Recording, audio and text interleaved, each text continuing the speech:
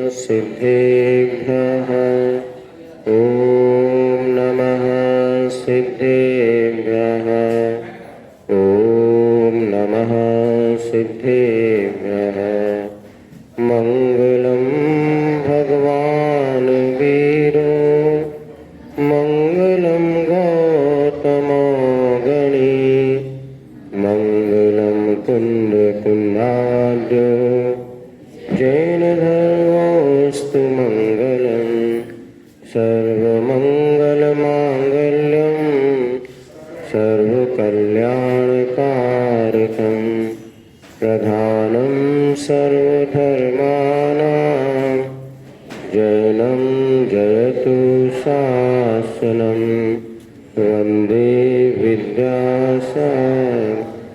जय बोली अहिंसा परमो धर्म की। शासन नायक भगवान महावीर स्वामी की, आचार्य भगवान श्री कुंद महाराज की, आचार्य गुरुवर श्री विद्यासागर जी महाराज की, आचार्य श्री समय सागर जी महाराज की।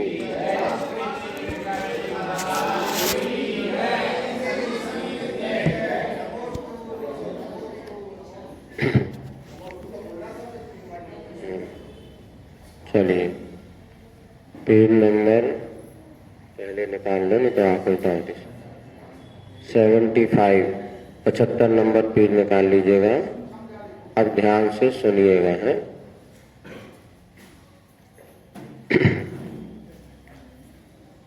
माटी के जीवन की विकास यात्रा प्रारंभ है और माटी को घट का रूप प्रदान करने के लिए माटी में जो रूखेपन का भाव था उसका अभाव होना जरूरी है और चिकनेपन का प्रादुर्भाव होना जरूरी है। अर्थात व्यक्ति के जीवन में जब कभी उन्नति का मार्ग खुलता है तो द्वेष, क्रोध, ईर्ष्या आदि इन रूक्ष भावों के साथ नहीं, अपितु प्रेम, दया, करुणा, स्नेह के साथ ही जीवन में विकास की यात्रा प्रारंभ होती है। जो व्यक्ति अपने जीवन में ईर्ष्या आदि कुंठित भावों से भरा है उसका जीवन कभी विकसित नहीं हो सकता। सो यहाँ पर माटी को भी चिकना बनाना है, इस हेतु पानी की आवश्यकता है अथवा जीवन में सत्संगति की आवश्यकता है, जिससे हमारे जीवन में नकारात्मक भावों का अभाव हो और सकारात्मक भावों का प्रादुर्भाव हो। तो शिल्पी कूप में से पानी निकालने के लिए पहुंचता है, वहाँ पर जो रस्सी थी उसमें गांठ पड़ी हुई थी, उस गांठ को खोला जाता है। उसके बाद जैसे ही शिल्पी उस बाल्टी को कूप में प्रवेश कराने के लिए कूप के पाट पर जाकर नीचे झुकता है कि उस कूप में पड़ी हुई एक मछली ऊपर आने को जो लालायित थी वह उसने अपना मुख को ऊपर किया और संकल्प लिया कि मुझे ऊपर जाना ही है। इधर उसने सहेली को भी उसने समझाया चलो अपन चले, किंतु वह सहेली ने और उसको उपदेश देते हुए उसकी बात को नकार दिया। वो अकेली ही मछली उस बाल्टी में प्रवेश करने का मन बना लेती है, क्योंकि जब सत्संकल्प जीवन में होता है तो अनेक प्रकार के भय आदि स्वयमेव दूर हो जाते हैं। और इधर यहाँ पर वह मछली कुछ अंतिम सामयिक सूक्तियाँ छोड़ती हुई वह बाल्टी में प्रवेश करती है। सूक्ति ये कहा गया था कि प्रत्येक व्यवधान का सावधान होकर सामना करना नूतन अवधान को पाना है, या यूँ कहे अंतिम समाधान को पाना है। जीवन में कभी कष्ट कम नहीं होंगे या व्यवधान आते ही रहते हैं, किंतु जो पुरुषार्थशील व्यक्ति होता है उसको अब सामना करता है और जीवन में नई कुछ खोज प्रारंभ कर लेता है।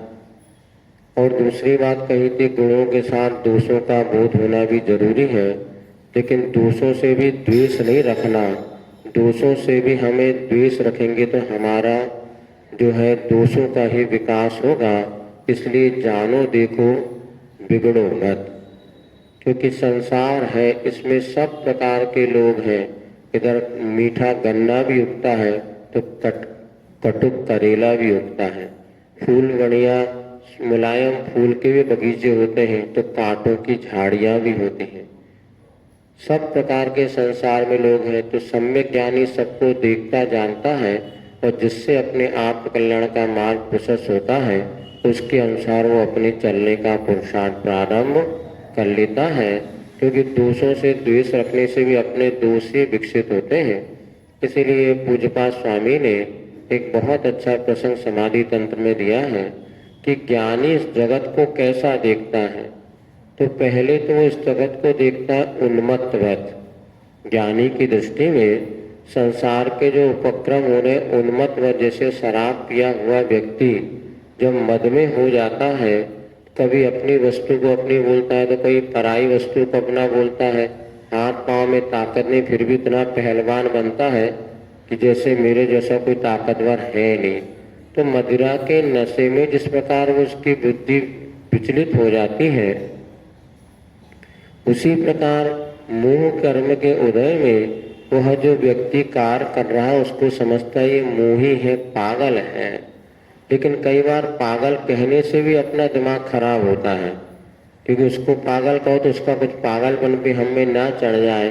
फिर आचार्य ने कहा पाषाणवत, पत्थर मान लेता है। क्योंकि पागल को व्यक्ति को पागल कहने से भी अपने परिणामों में थोड़ी बहुत उठापटक हो सकती है। वो कहता है दुनिया तो पास्तर के समान है, अब इनके निमित्त से मुझे अपने परिणाम नहीं बिगाड़ना।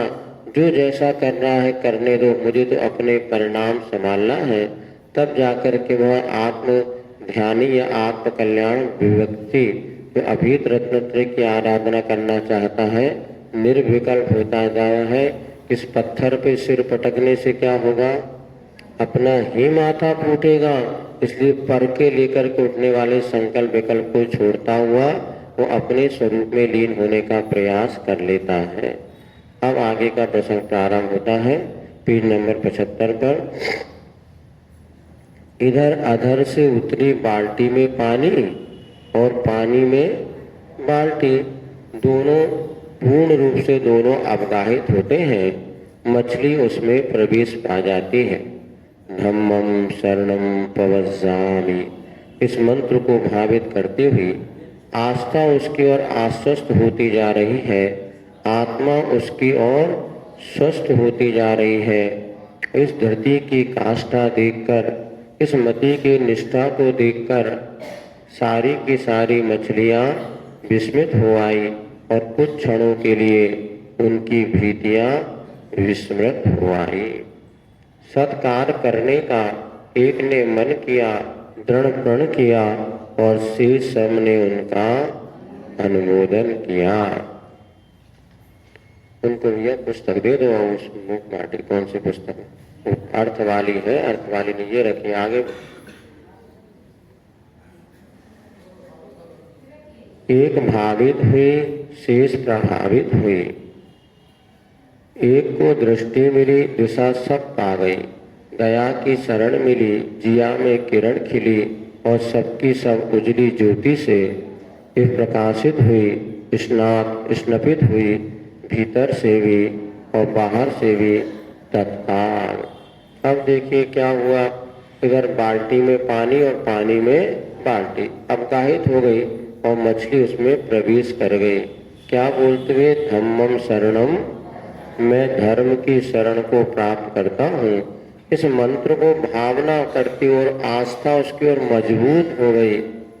दृढ़ संकल्प के साथ हमारी श्रद्धा और मजबूत होती है, उसकी आत्मा और स्वस्थ हो गई और रति की उसके धैर्य की चरम सीमा, बुद्धि की समर्पण का भाव देख के सारी की सारी मछलियां आश्चर्यचकित हो गई। अरे हम तो सोचते ही रहे और देखो ये मछली सबको छोड़ करके और उस मोक्ष मार्ग में अपने लक्ष्य की ओर वह बढ़ गई। ऐसे परिवारजन होते हैं, शुरुआत में कहो तो पता चलता रहे पता नहीं कैसे छोड़ेगा, क्या करेगा, बातें हैं सब कहने की, ऐसा कोई नहीं छोड़ेगा। जब वो व्यक्ति मोक्ष मार्ग में आगे बढ़ जाता है तो सब लोग आश्चर्यचकित हो गए, अरे ये क्या, कैसी श्रद्धा, कैसा विश्वास, हम तो सोच रहे थे कि ये कहाँ छोड़ेगा, इसने तो मोक्ष मार्ग को अपना लिया, घर गृहस्थी का बंधन छोड़ दिया। और सारी की सारी मछलियां आश्चर्यचकित हो गई, उनका भी डर छूट गया कुछ देर के लिए। चलो मार्ग तो यही है, आज नहीं तो कल हमें भी संसार के बंधन को छोड़ना होगा, तभी मुक्ति या सुख का लाभ मिलेगा। और वह सब मछलियां कुछ क्षण के लिए भय दूर हो गया। सत्कार करने का एक ने मन बनाया, दृढ़ प्रण किया, और शेष सब ने उसका अनुमोदन किया। ये निश्चित मानना, किसी भी अच्छे कार्य को करने के लिए स्वयं को पक्का मन बनाना पड़ता है। और जब आप पक्का मन बना के आगे करने आ जाओ तो फिर सब आपके पीछे बहुत अच्छा किया, बहुत अच्छा किया, हम तो सोच ही नहीं पा रहे थे, तुमने कहा भैया तुम लोग आगे आ जाओ, ये खाली इधर आओ, आते हो नीली टी शर्ट वाले भैया, आ दो चार कम से कम अच्छे पढ़ने वाले सामने बैठे तो अच्छा लगता है। आ जाओ सब आ जाओ, बेंच को लांगे बिना उधर से घूम के आ जाओ। अब ये पुरुषों के लिए रह लो, महिलाओं को पीछे से पीछे बैठ के आदत ये क्या करो। अब ये तुम लोग रोज बैठ जाया करो, है ना, कम से कम। अब उनकी आदत भी पीछे से बैठने की क्या करे, अंतों में सब। अब सबसे असली क्या ना, घर में सबको भोजन करा के भोजन करने की आदत है, इसी सोचते पहले आप लोग बैठ जाओ, पीछे से हम, अपन सोचते उनके लिए छोड़ दो, अब आप यहीं बैठना है। चलिए, एक भावित हुई और शेष उससे प्रभावित हुई। एक ने भावना, भाई देखो भाई कितना अच्छा मार्ग तो यही है, हम भले नहीं कर पा रहे लेकिन सब प्रभावित होते हैं। एक को दृष्टि मिली और दिशा, सबको दिशा मिली, भैया मार्ग तो ये है। दया की शरण मिली, जिया में किरण खिली, हृदय में एक प्रकाश रोशनी मिली, और सब के सब उस सम्यक ज्ञान की रोशनी से प्रकाशित हो गई, भीतर और बाहर। इधर मछली के मन में और शेष मछलियों के भीतर और बाहर सब जगह एक आनंद का वातावरण छा गया। इस अवसर पर पूरा का पूरा परिवार आ उपस्थित होता है। मुदित मुखी वह, तैरती हुई मछलियों से उठती हुई तरल तरंगे रंगों से घिरी मछलियां ऐसी लगती हैं कि सबके हाथों में एक एक फूल माला है, और सत्कार किया जा रहा है महामछली का। नारे लग रहे हैं, मोक्ष की यात्रा सफल हो, मोह की यात्रा विफल हो, धर्म की विजय हो, कर्म का विलय हो, जय हो जय हो जय जय जय हो। और जैसे वो मछली उसमें बाल्टी में प्रवेश करती है, पूरा का पूरा परिवार आ गया, सब प्रसन्न है कि चलो तुमने सन्मार्ग पे चलने का प्रयास किया है। और जब मछलियां आ रही हैं, उनसे जो तरंगे उठ रही हैं, ऐसा लग रहा है प्रत्येक मछली के हाथ में एक एक फूल माला है, जो उस महामछली का सत्कार सब लोग कर रहे हैं और नारे लगा रहे हैं कि मोक्ष, तुम्हारी जिस मोक्ष की यात्रा पर तुम जा रही हो, तो मोक्ष की यात्रा सफल हो, और मोह की मात्रा, हम आगे क्यों नहीं बढ़ पा रहे, तो मोह की मात्रा अभी हमारे पास बहुत सारी है। तो मोह की मात्रा कम हो, नष्ट हो जाए, धर्म का विजय हो, कर्म नष्ट हो, जय हो जय हो जय हो सब। लो समय निकट आ गया, बाल्टी व यान सम ऊपर उठने को है, और मंगल कामना मुखरित होती मछली के मुख से, यही मेरी कामना है कि आगामी छोरहीन काल में बस इस घट में काम ना रहे। इस शुभ यात्रा का एक ही प्रयोजन है, साम्य समता ही मेरा भोजन हो, सदोदिता सदोल्लसा मेरी भावना हो, दानव तंधर मानव मन पर हिंसा का प्रभाव ना हो, दिवी में भू में भूगर्भों में जिया धर्म की दया धर्म की प्रभावना हो। इधर जैसे ही मछली उस बाल्टी में प्रवेश करती है और वह मंगल कामना माटी मुख से करती है कि मेरी एक ही कामना है कि आगामी भविष्य काल में कभी मेरे इस घट में काम यानी विषय वासनाओं का वास ना हो, इच्छाओं मेरी नष्ट हो, क्योंकि इच्छा और विषय वासना ही तो संसार का कारण है, और इच्छाओं का खजाना कभी भी भरता नहीं है, और ये विषय वासना ही हमें संसार में भटका रही है। हे भगवान, मेरे मन में, मेरे अंतःकरण में कभी भी काम ना रहे, विषय भोग ना रहे। मेरी यात्रा का एक ही प्रयोजन है कि साम समता ही मेरा भोजन हो। हर समय मेरी परिणति साम्य सौम्य समतामय बनी रहे। समता किसे कहते हैं? सुख में मग्न हो कभी न फूले और दुख में कभी ना घबरावे। इस समता ही परम ध्यान है। इधर ज्ञानानों में सुखचंद महाराज ने लिखा साममेव परम ध्यान। आज हम अनेक प्रकार के ध्यान की चर्चा करते हैं कि जिस व्यक्ति के मन में समता है 24 घंटे वो धर्म ध्यान में लीन है। छोटी छोटी बातों में विचलित हो जाना, छोटी छोटी बातों में अपने आप को बहुत डिप्रेशन में ले जाना, मन में बात घर कर लेना, ये सब अज्ञानता का परिणाम है।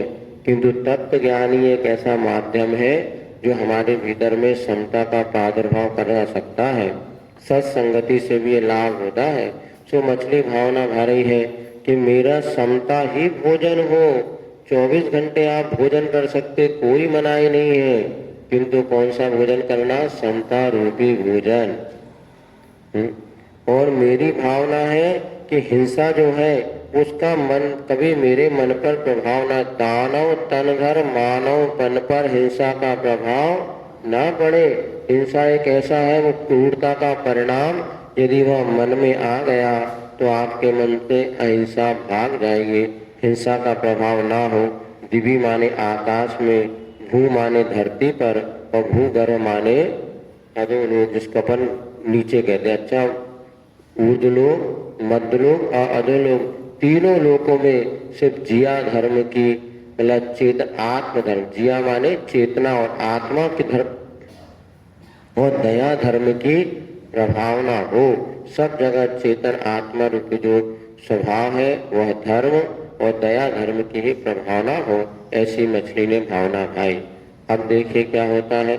लबालब जल से भरी हुई बाल्टी कूप से ऊर्ध गति वाली होती है। अब पतन पाताल से उत्थान ताल की ओर केवल देख रही है मछली। जल का अभाव नहीं, बल का भी अभाव नहीं, तथापि तैर नहीं रही मछली। भूल सी गई है तैरना, वह स्पंदनहीन मति वाली हुई है। स्वभाव का दर्शन हुआ कि क्रिया का अभाव हुआ सा लगता है। अब अमंद स्थिति वाली होती है वह। बाल्टी व आबादित ऊपर आई भू पर, कूप का बंधन दूर हुआ। मछली का सुनहरी है, सुख झरी है धूप का बंधन। इधर जो बाल्टी में लबालब पानी भर गया और वो मछली उसमें बाल्टी में आ गई।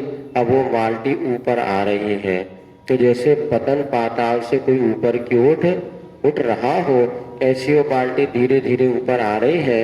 इधर मछली जो भीतर उसके जो बैठी हुई है उसमें जल का भी अभाव नहीं और ताकत का भी अभाव नहीं। निमित्त और उपादान दोनों सशक्त हैं।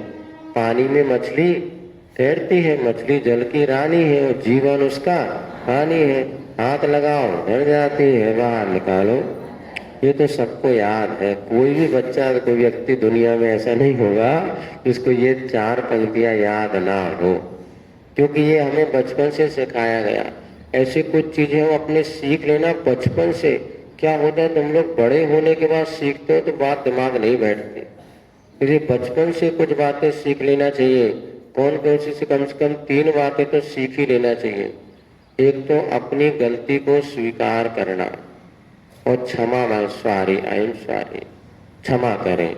अपनी गलती को गलती मान लेंगे तो जीवन में आपके विकास की यात्रा। और दूसरा है धन्यवाद। किसी ने अपना उपकार किया, धन्यवाद, थैंक्स कहते ना, ये क्षमा याचना।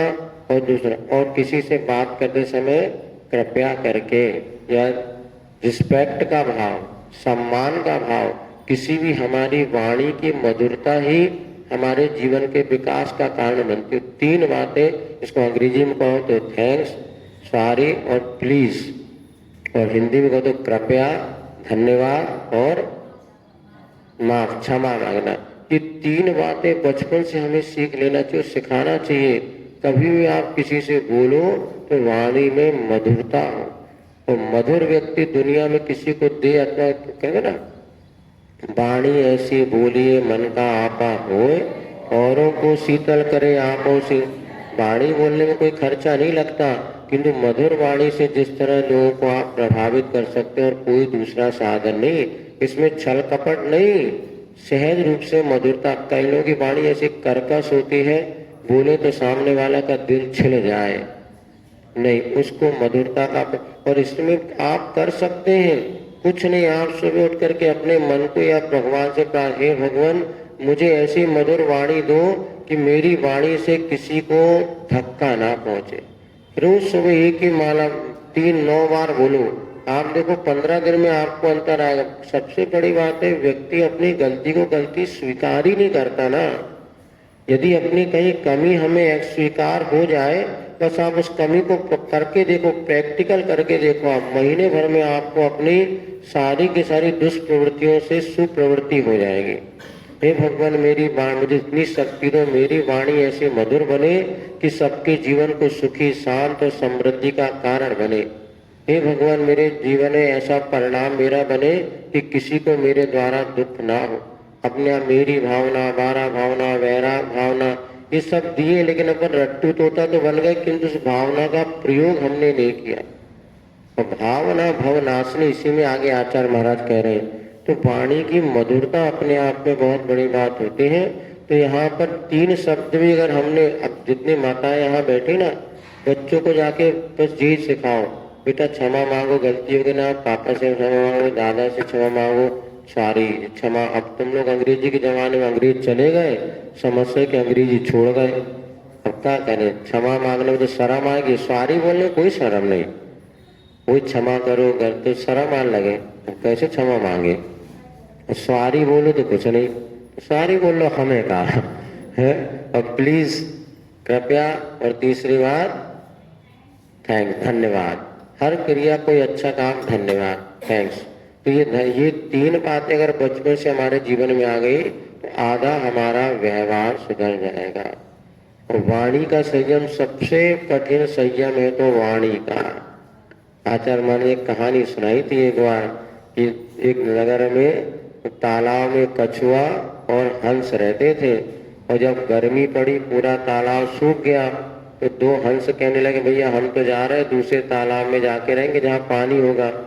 अब कछुआ कहने लगा भैया मेरा क्या होगा, और मैं तो यहाँ तड़प तड़प के मर जाऊंगा, जिंदगी भर तुमने मुझसे दोस्ती किया, मेरा साथ निभाओ। बोले क्या कर सकते हैं। बोले एक काम करते हैं, हंसों ने कहा एक लकड़ी लेके अपने दोनों होंठ में फंसा लेंगे, और बीच में तुम अपना मुख उसमें दबा लेना, और जब हम उड़ेंगे तो तुमको लेकर के उड़ जाएंगे, तो अपन तीनों सुरक्षित स्थान पहुंच जाएंगे। किंतु तुम्हें सावधानी रखनी पड़ेगी, क्योंकि ये भानपुरा है, यहाँ के बड़े उद्यमी लोग हैं, और जैसे तुम निकलोगे तो कहीं ताली बजाएंगे, कहीं पत्ता फेंकेंगे, हो हल्ला करेंगे। भोपाल के हैं भानपुरा के साथ। अब यहाँ पे बच्चे बहुत उद्यमी है, वो देखेंगे तो उद्यम करेंगे। देखो उस समय तुम्हें संयम रखना पड़ेगा, कोई कितना भी तुम्हें कुछ बोले तुरंत जवाब मत देना।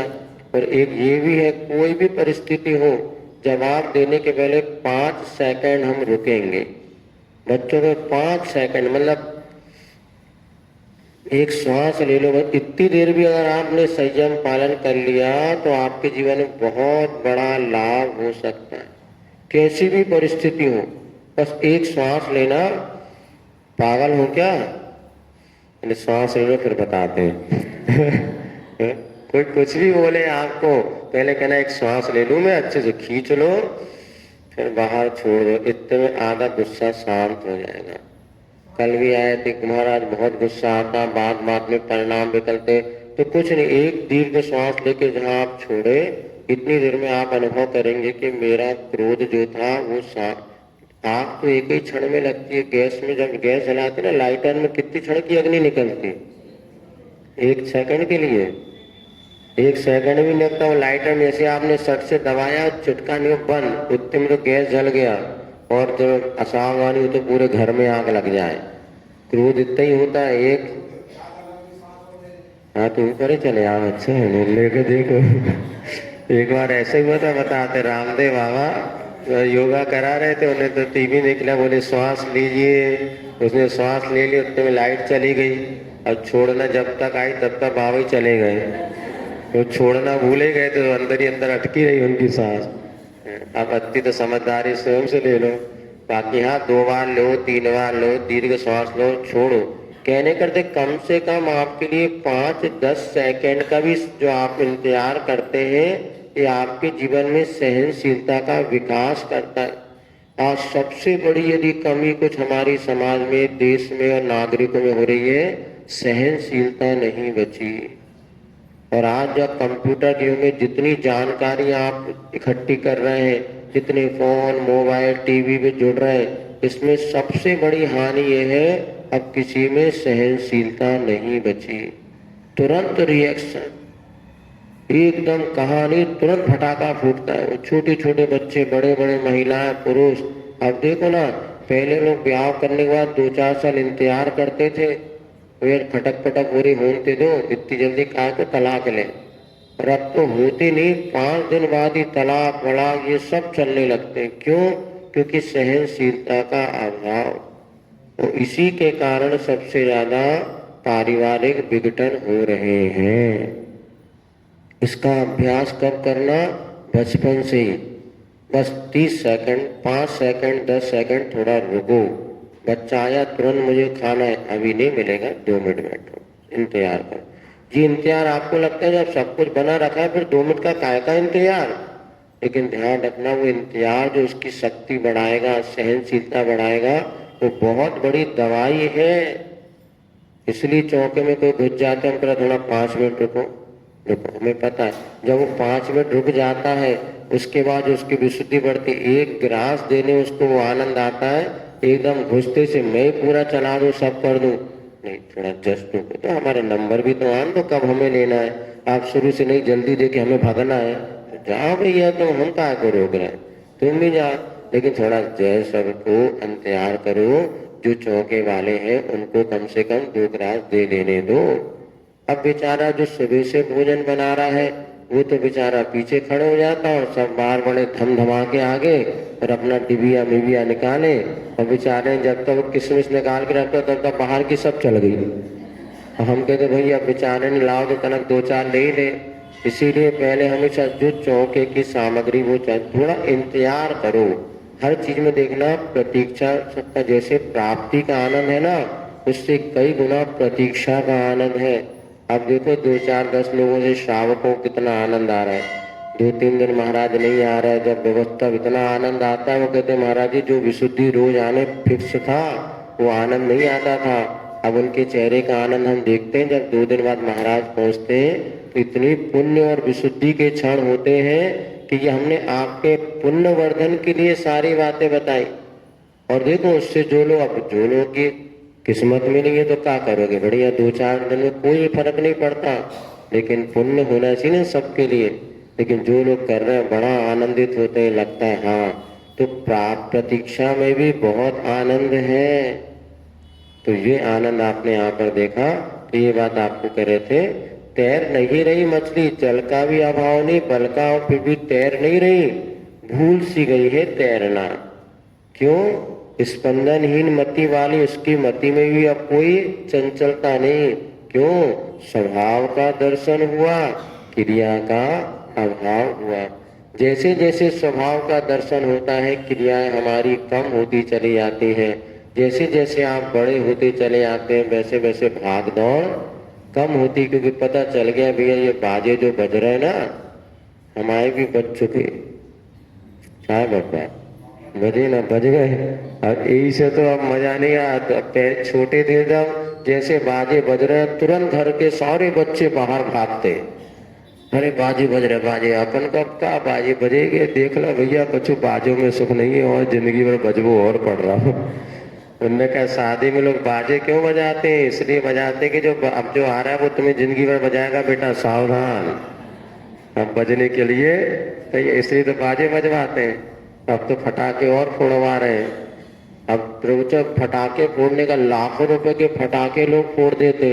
अब तो बेटा पहले बजे भी किसी से जलवे की भी हिम्मत है, तैयार हो जा, जलोगे भी बेटा, जिंदगी भर जलना है तुम्हें। क्योंकि बाहरी प्रदर्शन बहुत ज्यादा हो गया। जिसके पास कुछ भी नहीं है वो भी ये दिखाना चाह रहा है कि मेरे पास 10 लाख की गाड़ी है, बंगला है। ये नहीं बताता सब किराए का है। ब्याह में जो सूट वूट पहन लेते वो भी सब किराए के बताते हैं और ऐसे पहने रहेंगे सब। ये दिखावा ही सबसे ज्यादा दुख का कारण आज हो रहा है। और मतलब सबसे बड़ी बात तो दुखी व्यक्ति भी अपने आप को बहुत सुखी दिखाना चाह रहा है, हमारे पास ये सब है, ये सब है। लेकिन वास्तव में जो जितना है उतना ही आप करोगे, जीवन सुखी रहेगा। और ये प्रदर्शन के चक्कर में अंदर से खोखला है व्यक्ति, भीतर से बढ़िया दिख रहा है। जब हमारे पास आके पूछते यार हमारे इतनी बंगला है, गाड़ी है, फैक्ट्री है, तेरा दान में तुम कभी करते नहीं। बोले महाराज सब कर्ज में डूबा है, कछु नहीं कह रहे, आपको बता रहे, कुछ ना बताइए। फैक्ट्री भी कर्ज में डूबी है, मकान भी कर्ज में, गाड़ी भी, मतलब लाड़ी बस अपनी है, वो बिना कर्जे किए, वो भी जब तक चले तो चले, तो तलाक देके वही भाग जाएगी। वो भी उसको असलियत पता चल जाए तो वही भाग जाएगी, क्योंकि सभी कर्जों को है क्या करो। लेकिन पहले व्यक्ति कर्ज के बिना रहता था, कम खाता था और सुखी रहता था। आज कर्ज में दिखावा ज्यादा रहा है और असलियत कुछ नहीं। जितनी बड़ी बड़ी कंपनियों मल्टीज वगैरह में लोग रह रहे हैं, आधे ज्यादा लोग मल्टी किराए में या क्या लोन पाते हैं, क्या किस्तों में देते हैं ना, है किस्तों में देते हैं भैया पर, तो उसको सबके ले रहे हैं। लेकिन उसमें वास्तव में कभी सुख नहीं है। लेकिन इसलिए आज इसने एक दोहा लिखा है, बालक साधु ग्रही सम ना रहे, शाश्वत भाव समृद्ध। साधु ग्रही सम ना रहे, शाश्वत भाव समृद्ध। मोदक खाते नाचते, बालक समना वृद्ध। जैसे छोटे बच्चों को लड्डू दे दो, वो खाएगा कम, नाचेगा ज्यादा, पूरे घर में दिखाएगा। नहीं, बब्बा को दे दो तो 2-4 लड्डू साफ कर जाए, पड़ोसी कोई पता ना चले। और बच्चा एक ही लड्डू पूरे घर में देगा, मम्मी मुझे लड्डू मिला, लड्डू मिला, लड्डू मिला, ऐसा। तो साधु ग्रही सम ना रहे। साधु को भी ग्रस्तों के समान नहीं रहना चाहिए। जैसे ग्रस्त हर बातों में राग द्वेष मोह में फंसा है, वैसे साधु भी फंस गया। नहीं, साधु तो स्वाश्रित भाव समृद्ध, उसकी हर क्रिया अपने ऊपर स्वाश्रित होना चाहिए। यदि वो भी ग्रस्त तो पराश्रित है ही, आप भी यदि हर चीज में पराश्रित हो गए तो साधुता का आनंद छिन जाएगा। ग्रस्तों के आश्रित होते भी इतने नहीं है कि बिल्कुल तुम्हारे पीछे हो जाए, इतना ही है आगम की आज्ञा, भैया जब भूख लगे तो अपनी व्यवस्था नहीं, वो तो ग्रस्तों क्या, कभी कभी मुनिवर को भी भक्तों से काम पड़े, लगी भूख तो भैया उनके घर को निकल पड़े। जब भूख लगे तो कहाँ जाना, ग्रस्तों के घर में जाना, और जैसा वो बना के दे वैसा हंसी हंसी ले लेना। इसमें आगे आएगा मुस्कुराते हुए, नाक सुगोड़ते नहीं। आतुषी कहते कोई तुमने कर्ज दिया क्या उनको? यदि ग्रस्त भोजन करा रहा है तो वो भी एक रत्नत्रय का दान करो। उसमें इतना देखना भक्ति भाव है कि नहीं। अहंकार है तो लौट आना। एक तोता की और रोता कविता लिखी आचार्य महाराज ने, कभी पढ़ना आपको उसमें। तो दान देने का भाव, भक्ति कितनी है ये देखो।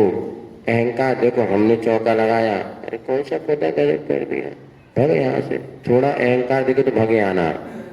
लेकिन महाराज धन्य है, आज हमारा सौभाग्य है कि आज हमें गुरु का सानिध्य मिला, और हमारे पास है क्या जो हम आपको दे सकते, 2 ग्रासी दे सकते हैं। और आप लेंगे भी क्या? क्या लेगा साधु बताओ, क्या दे सकते हैं आप? है तुम डब्बा डुब्बी ये कोई किताब डायरी ला के रख जाओ, रखिए उठा के हम तुम्हें दे देते, क्या काम की? वो तो सोचो तुम्हारे पास इतनी धन संपत्ति, क्या दे सकते हो साधु को? एक वक्त का भोजन दे सकते हो, बस यही तो तुम्हारे लिए पुण्य का। उसमें तुम सोचते कि रहने दो, 2 बार तो हो गए, एक बार तो है क्या? रोज भावना ये बनाओ, रोज हमारे यहाँ साधु आए, भावना तो बना के रखो। लेकिन ये भाव बनाने के लिए बहुत उदार हृदय चाहिए, होना चाहिए। वैसे बहुत लोग समझदार हो गए हैं सोचते विषय वो नहीं है, लेकिन बताते। और क्या दे सकते अपने साधु को? जैन दिगंबर परंपरा में साधु कुछ नहीं लेता तुमसे, और ध्यान रखना जो कुछ खर्चा होता है वो श्रावकों के लिए होता है, साधु के लिए कोई खर्चा है नहीं।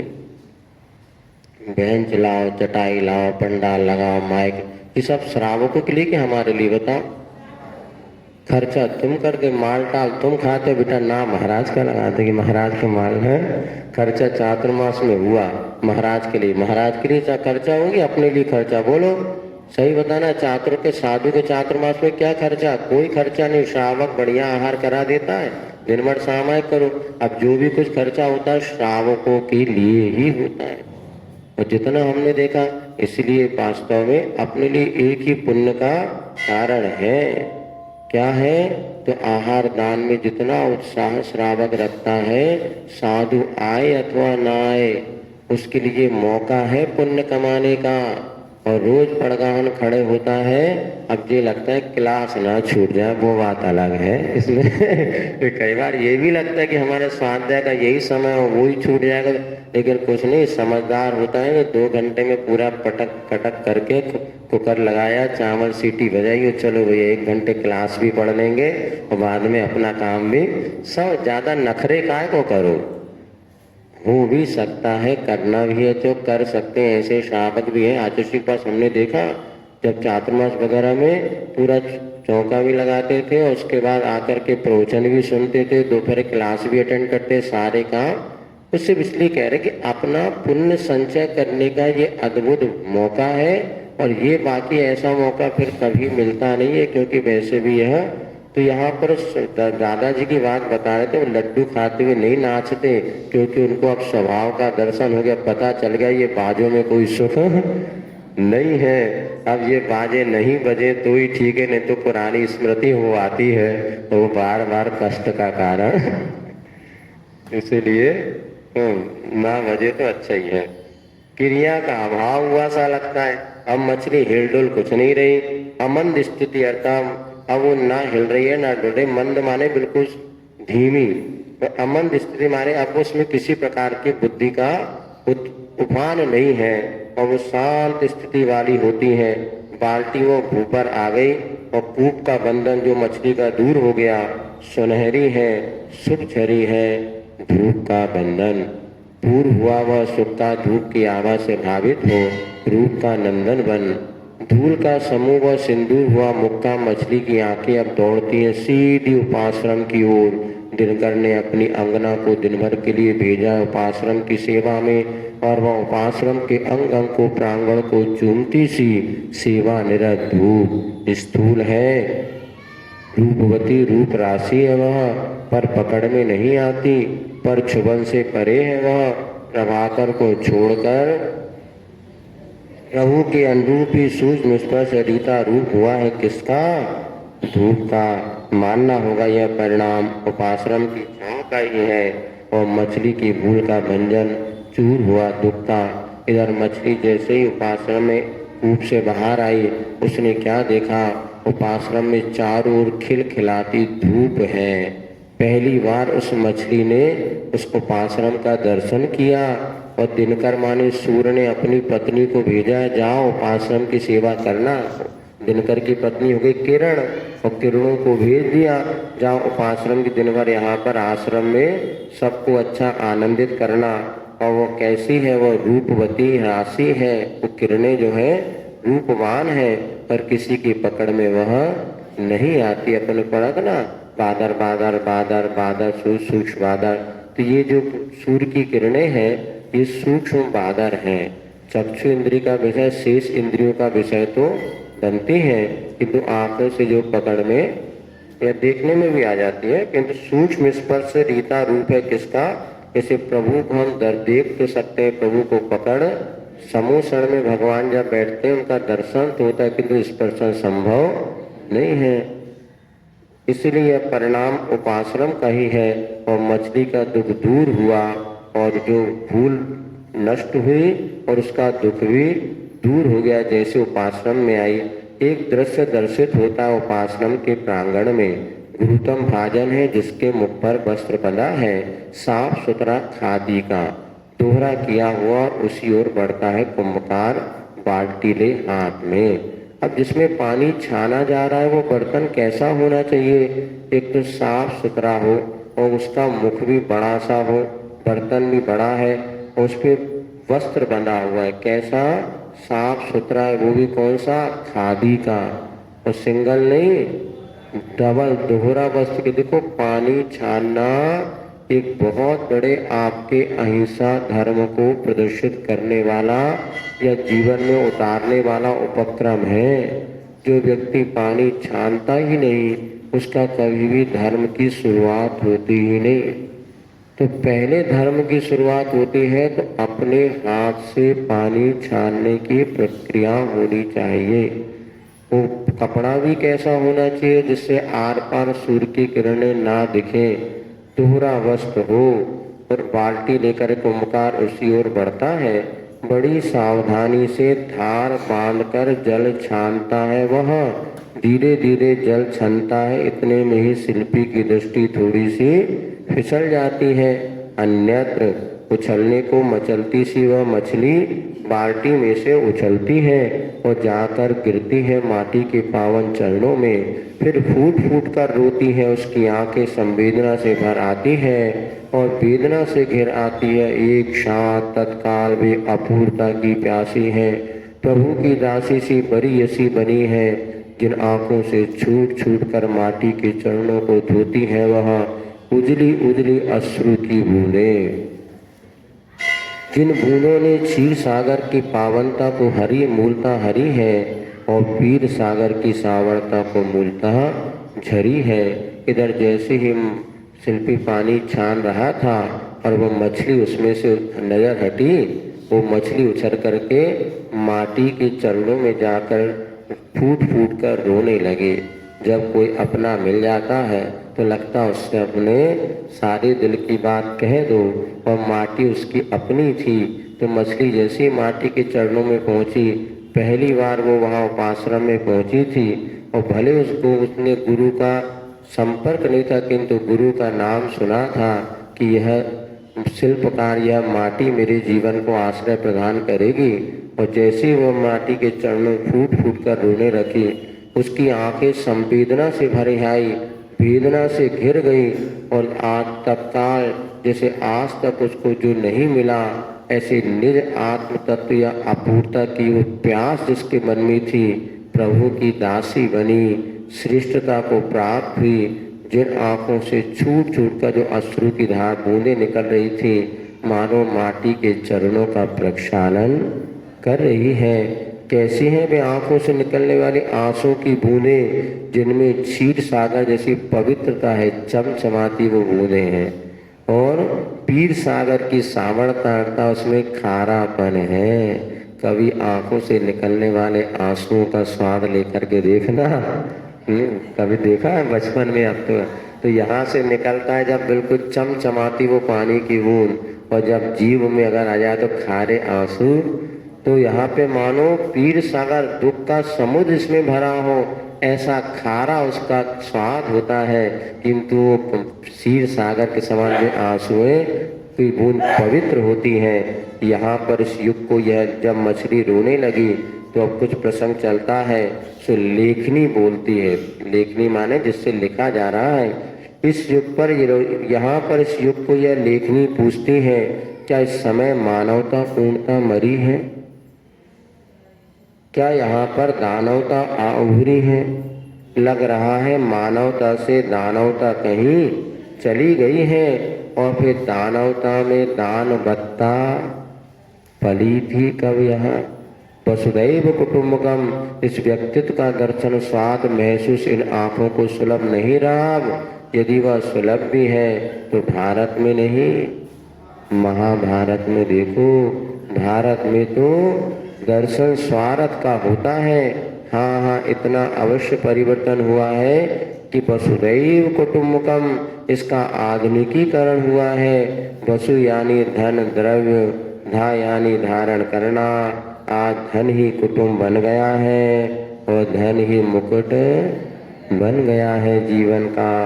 अब मछली कहती है माटी को, कुछ तुम भी कहो माँ।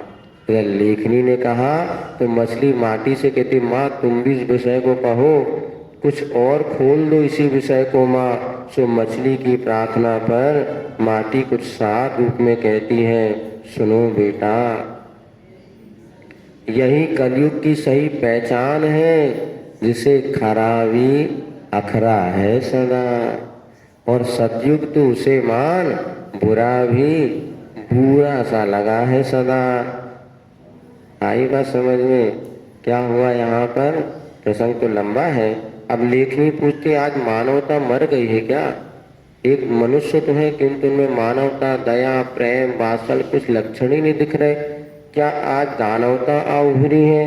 लगता है मानवता से दानवता, लग रहा है कि मानव से दानवत्ता, ये प्रिंटिंग मिस्टेक हुई, मानवता से दानवत्ता कहीं चली गई। दानवत्ता माने पता नहीं, दानवत्ता होना चाहिए। मानवता से दानवत्ता यानी दान देने की प्रवृत्ति, दानवता नहीं, मानवता से दानव। देखो इसलिए कहना, छोटी सी नजर हटी दुर्घटना घटी। अब प्रिंटिंग वालों ने इतना ध्यान लिखो, दानवत्ता और दानवता में कितना अंतर है। दानवता तो माने राक्षसीपन और दानवत्ता माने दान देने की प्रवृत्ति। आधा ता हट गया, इसलिए मास्टर की जरूरत है बेटा। पुस्तक पढ़ के कभी सफल नहीं हो पाओगे जब तक मास्टर नहीं मिलेगा। अपने हाथ से पढ़ोगे तुम दानवता करते ही निकाल। मानवता से दानवता कहीं चली गई नहीं, मानवता से दानवत्ता कहीं चली गई। तो पहले क्या होता था, कोई भी अतिथि मिल जाता तो चलो भाई चलो हमारे घर चलो भोजन करना। अब कोई व्यक्ति खड़ा भी रहेगा तो कोई से का मन नहीं होता, इनको कहो घर ले चलो। वो पहले हम लोग बताते बचपन में, कोई आए तो अतिथि भैया ले जाना, क्योंकि 3 प्रकार के पात्र हैं, एक उत्तम, मध्यम, जगन। उत्तम पात्र वो है जो मुनि महाराज है, मध्यम पात्र है आरिका, एलक, छल्लक, और जगन पात्र में अविरत, सम्य दृष्टि, श्रावक, वो भी दान का पात्र है। जैसे मान लीजिए कोई बाहर से श्रावक आया, अब उनका यहाँ कोई घर तो है नहीं है, कहीं है नहीं है, तो दिख जाए तो चलो भैया 5 बजे तुम महाराज के पास बैठे, चलो अंतो भाई के नहीं, चलो हमारे साथ। अब अपन देख करके हेर करके चले जाते हैं। वो भी कहता है भैया ठीक है, क्या करूं। वास्तव में कोई ऐसी परिस्थिति बनती है, कई बार श्रावक बैठा भी रहता। अब महाराज भी कब तक कहें, कितना कहें, क्यों कहें, हम तो शुद्ध भोजन करेंगे तो उनको अशुद्ध करना है। इस समय श्रावकों का कर्तव्य होता है। जैसे अपन मुनि महाराज आ गए तो बहुत अच्छा, मुनिवान नहीं आए तो भैया कोई छुल्लक जी आ जाए, तो छुल्लक जी मध्यम पाते नहीं आ रहे तो अपने खाबे मत बैठो, दीदी भैया जी मध्यम में आ गए। अब जो अविरत सम्मेत से कोई श्रावक है बाहर से आया है, वो भय भोजनशाला कर लियो भैया, हमने व्यवस्था कर दी, कोई नहीं खाएगा। मान सम्मान चाहिए व्यक्ति को। तुम्हारी रोटी का कोई भूखा नहीं होता, भूखा तो मान सम्मान का। हाथ चलो भाई आप बाहर से आए, लगता है भोजन हुआ कि नहीं हुआ, चलो हम तो कर ही रहे, तुमको भी। तो ये समझना, अविरत सम्यक दृष्टि भी जघन्य पात्र है, अपात्र नहीं है। वो जो साधु के दर्शन करने आ रहा है, साधु के पास आया, कोई मुनि महाराज की, देखो ये भी समय, तुम लोग स्वयं मुनियों को भोजन नहीं करवा पाते, हमारी इतनी विशुद्धि नहीं है, सब नहीं कर पा रहे रोज, तो एकाध श्रावक को भी घर ले आओगे तो वो भी पात्र दान का माना है। ये भी दान का पात्र, ये अपने समझना समझाने के लिए कह रहे हैं हम आपको। As you like as you wife, जैसे तुम्हारी पत्नी करो, जैसे तुम्हारी जिंदगी हो। लेकिन जब कोई साधन में मिले तो वहाँ भेज के आप पुण्य नहीं कमाओगे। यदि आप अपने घर ले गए, पत्नी को फोन के, देखो 2 सज्जन आए हैं, उनको हम अपने यहाँ भोजन कराना चाहते हो, पत्नी हाँ कहे तो ले जाइए, नहीं लड़ाई और करो तुम, पहले फोन कर दियो ले आए क्या। यदि वो 500 में धर्म पत्नी होगी, होशियार होगी, तो ये 2 को नहीं 3 को ले आओ, मैं वो गृहिणी हूँ, 4 व्यक्ति भी आ जाए तो भोजन करा सकती हूँ। इतनी कला पहले गृहिणियों में होती थी। हमने देखा माता वगैरह में कि 10 व्यक्ति भी आ जाओ, उसी सब्जी में पानी डालना, मसाला डालना, दाल को थोड़ी पतली करना और 2 रोटी और बना के सबको खिलाते थे, पता नहीं चलता था। ऐसे हमारी दादी बुजुर्गों में कला होती थी। अभी भी हमने देखा चौके में कई बार एक महाराज पहुंच गए, किस्मत से पीछे दूसरे भी आ गए, तो दोनों की व्यवस्था बना ली थी दादियाँ, उनको कहीं बाहर से कुछ की आवश्यकता। और ये चमत्कार होता था, जैसे बताते द्रौपदी का वो अक्षय कटोरा था, और वो कटोरा ऐसा था जब तक पूरे अतिथि ना भीग जाए तब तक कटोरा खाली नहीं होता था, अच्छा दान होता था। वैसे गृहिणियों में कला और भाव होते थे। अब एक कोई ये लेके पहुंच जाए, तुम डंडा ले खड़े काहे को ले आ, तो हम यही कर रखे हैं दिन भर, मोबाइल कब देखें, टीवी कब चलाएं, फिल्म कब देखें, बर्तन कौन लड़न और लगो तो बेचारे कहते रहने दो भैया जहाँ की व्यवस्था। पुरुष वर्ग भी क्या करे, अगर एक कोई अतिथि पहुंच जाए तो में महिलाओं को सहन नहीं होता, और जहाँ तक कि रिश्तेदारी कोई पहुंच जाए तो हमारे पास व्यवस्था नहीं है, 4 रोटी ज़्यादा हम बना ही नहीं सकते, ऐसी तो समस्या आने लगी। तुम्हारी भी समस्या हम समझ रहे हैं बेटा, मनो करेंगे सत्य का उपदेश तो देना पड़ेगा। तो अविरत सम्यक दृष्टि भी साधन नहीं, तो इतने मोड़ा मोड़ी कोई को पकड़ के ले जाओ, चलो बेटा ये दान की परंपरा जब तक जीवित रहेगी तभी तक तुम्हारे ये मोक्ष मार्ग है। जब अंतिम समय आएगा ना तो बताते अग्नि नष्ट हो जाएगी और दान की परंपरा नष्ट हो जाएगी, तो पंचम काल नष्ट हो जाएगा, छठवां काल आ जाएगा। अभी पंचम काल के अंत समय तक दान की प्रवृत्ति चलती है। और यहाँ पर वो मछली इधर क्षीर सागर क्या हो गया, मानवता से दानवत्ता कहीं चले गई, दान की प्रवृत्ति धीरे धीरे बिल्कुल कम हो गई। और जितने बड़े शहरों में आप चले जाओ, एक जगह तो हम गए थे, वो टिफिन बुलाते थे, कितने यात्री आए 5, तो होटल से टिफिन आता था। हमने कहा भैया वो टिफिन, बोले 5, उनके सामने पीठ रख दो खा लो। हमने कहा ये बुंदेलखंडी है, ऐसे नहीं खाते, मनोवा नहीं लगा था, सामने बैठा लो खाने के, तो वो भी होटल में जाके खाए आएंगे। फिर तब उन्होंने बाजू में एक रसोई शुरू करी, तो वहाँ पर वो सब्जी रोटी बना के खिलाने लगी एक बाई। तो बाइयों का खिलाना और अपने को स्वयं, इसलिए कमेटी में एक अतिथि संविवाद जो स्वागत विभाग होना चाहिए कम से कम। ये सारी इतनी बड़ी बड़ी व्यवस्था बन गई, बड़े बड़े बैनर में सब नाम हो गए, बना नहीं है, लेकिन उनका काम क्या है ये भी उनको बोध होना चाहिए। इसलिए 2-4 लोग आते थे, अभी 2-3 दिन बहुत अच्छी व्यवस्था थी, सब लोग आते थे शाम को सुबह कि महाराज कौन आया। और 2-4 दिन से थोड़ी व्यस्तता हो गई तो कोई का ध्यान भी नहीं रहता, 5 पौने 5 बजे आओ, 5 बजे जितने कमेटी के नाम लिखने ना, सब लोग मुँह चाइना एक बार करा दो, हम लोग देख तो नहीं भैया कितने लोग हैं, तो एक बार सब पूरे नाम तो कहते हैं, तो इसमें कम से आते करने वाले बहुत कर भी रहे, हो सकता वो रोज आते और हम ना पहचान, तो ये भी वाली बात है। लेकिन सब लोग अच्छे एक बार आए, और आगामी आने वाले समय में जो कार्यक्रम वगैरह 10 लक्षण पर्व वगैरह होने वाले, उसमें भी सारे समाज की सहभागिता के साथ, उत्साह के साथ अपन भी ये भी समझ अविरत सम्यक दृष्टि हमारे लिए पात्र है। अभी यहाँ पर 17 तारीख को जो पहली प्रश्न मंजूषा वाली परीक्षा, वो भी एक अद्भुत कार्यक्रम, आज तक शायद कहीं पर नहीं हुआ होगा। उसमें यही था कि लोग आचार्य के जीवन दर्शन को ज़्यादा से ज़्यादा जाने, क्योंकि पुरानी पीढ़ी तो जानती है, नई पीढ़ी को उसका बोध भी नहीं। क्यों ना अब एक दिन आचार्य महाराज कैसा हुए तो आचार्य के जीवन पर आधारित 108 पहेलियाँ लिखे, वो 100 सब व्हाट्सएप में है, इसका स्कैन करेंगे आप ना, तो इसमें स्कैनर दिया है, हर को स्कैन करते से उसमें पूरी पहेलियाँ हैं, 108 पहेली, उसके उत्तर आप तक आएंगे, उसके फॉर्म है। तो स्कैनर इसलिए डाला उसमें क्योंकि अब तुमने जाना तो कोशिश करो, अब पुस्तक तो यहाँ आ भी जाएगी, लेकिन ऑफलाइन की अपेक्षा दूर लोग बोले इसको लोग लाभ ले सके। उसमें क्या किया, जो वैसे तो ड्रॉ सिस्टम से व्यक्ति का नाम बुलाएंगे सबसे पहले, जैसे ड्रॉ निकाला, किसी का नाम आया, उस नाम से उस नंबर की अपनी पर्ची निकालेगा कि 5 नंबर, और 5 नंबर की पहले का प्रश्न उससे पूछा जाएगा। संगीत में बहुत अच्छा आर्केस्ट्रा वगैरह और गुना की अच्छी वो बेटी आने वाली है, और वो प्रश्न पूछे, उसका उत्तर अगर आपने सही दे दिया तो आपको प्रथम एक पुरस्कार पक्का है। और यदि आपने दूसरी बार फिर आपका नाम आ गया ड्रॉ में, एक में जैसे 100 प्रतियोगी हुई तो उसमें 300 पर्ची डाली जाएगी, और प्रत्येक व्यक्ति की एक पर्ची उठेगी। अब मान ली किसी का दूसरी बार भी नाम आ गया तो द्वितीय पुरस्कार में आपको पता है, और तीसरी बार अगर नाम आ गया, तीनों उत्तर सही हो गए तो उसको बढ़िया जोड़ी से हथकरघा के धोती दुपट्टा पति पत्नी के लिए साड़ी, और उसके बाद 1 किलो गिर गाय का बढ़िया कौन सा बिलोना वाला घी। ये क्यों, ये इसलिए कि आज हमारा आचार्य महाराज का जो उपक्रम है, आचार्य महाराज ने जो दया हम लोगों के लिए की है, आज ये शुद्ध घी मिलना ही दुर्लभ था। दुनिया की दवाई और बोतल पी करके तुम हजारों रुपया खर्चा करते हैं, ये गिर गाय का घी अपने आप में परम औषध है। स्वास्थ्य की अपेक्षा, और ये हथकरघा के वस्त्र भी आपके अहिंसा पद्धति को जीवित रखने वाले हैं।